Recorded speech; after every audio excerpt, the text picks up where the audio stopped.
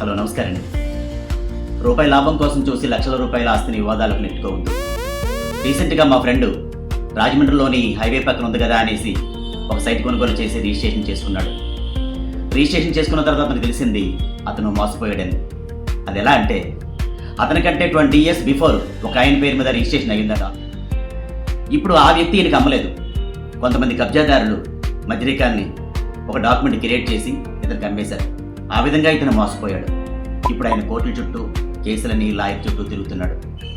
మీరు కూడా ప్రాపర్టీ కొనుగోలుదారులు ఎవరైతే ఉన్నారో కోర్టుల చుట్టూ తిరగకూడదనుకుంటే మీ ప్రాపర్టీ కొనే ముందు ఈ 5 డాక్యుమెంట్లు కంపల్సరీగా చెక్ చేసుకోండి.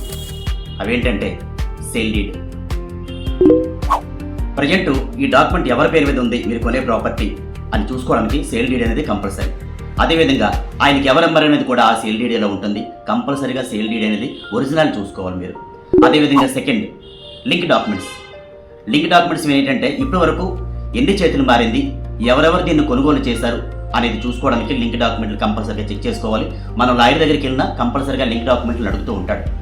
అది బ్యాంక్ వెళ్ళినా కానీ లోన్కి వెళ్ళినా 30 years హిస్టరీ అడుగుతాడు. దాన్ని లింక్ డాక్యుమెంట్స్ ఏవైతే ఉన్నాయో అవి కంపల్సరీగా చూసుకోవాలి. అలాగే ఈసీ ఎన్కంబరెన్స్ సర్టిఫికెట్ ఏంటంటే దీని మీద కోర్టు దగ్గర అలాంటివి ఏమైనా ఉన్నాయా, బ్యాంకు లోన్లు ఏమైనా ఉన్నాయా, ఎవరికైనా తనఖా పెట్టాడా, ప్రజెంట్ ఇది ఎవరి పేరు మీద ఉందని చూసుకోవడానికి ఈసీ కంపల్సరీగా చెక్ చేసుకోవాలి. అదేవిధంగా ల్యాండ్ కన్వర్షన్. ల్యాండ్ కన్వర్షన్ అనేది అంటే అగ్రికల్చర్ ల్యాండ్ నుండి సైట్కి కన్వర్షన్ అవ్వాలంటే అది కంపల్సరీగా గవర్నమెంట్కి కన్వర్షన్ అనేది కట్టాలి. అది ల్యాండ్ కన్వర్షన్ అయ్యి ఉంటేనే అవుట్ సైడ్స్కి పంచాయతీ కానీ మున్సిపాలిటీ కానీ మనకి పర్మిషన్లు ఇస్తూ ఉంటుంది. అందువల్ల ల్యాండ్ కన్వర్షన్ అనేది కంపల్సరీగా చూసుకోవాలి. అదే అప్రూవ్డ్, పంచాయతీ అప్రూవ్డ్ కానీ, మున్సిపాలిటీ అప్రూవ్డ్ కానీ, లేదా డిటిసిపి అప్రూవ్డ్, గుడా, రోడా, రేరా అప్రూవ్డ్ ఇవేమైనా ఉన్నాయా మనం కొనే సైట్స్కి? ఇలా ఉంటేనే మనం వాటిని కరెక్ట్గా కొనుక్కోవాలి. లేకపోతే మనం హౌస్ కట్టుకోవాలన్నా దేనికైనా కానీ పర్మిషన్లు ఉండవు గవర్నమెంట్ నుంచి.